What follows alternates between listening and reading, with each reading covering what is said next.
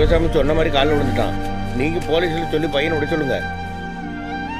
அது எப்படி விடுவோம்? ஊர்ல எல்லாரும் காலையும் விட சொல்லுங்க. இதெல்லாம் கொஞ்சம் கூட சரியில்லை, ரொம்ப தப்பு, அவ்வளவுதான் சொல்லுவேன். இதுக்கு நம்மளும் துணை போண்டியிருக்கு.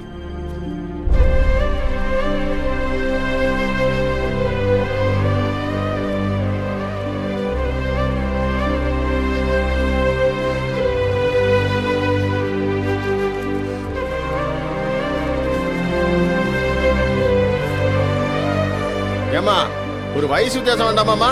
ஏமா என்ன வேண்டாம்?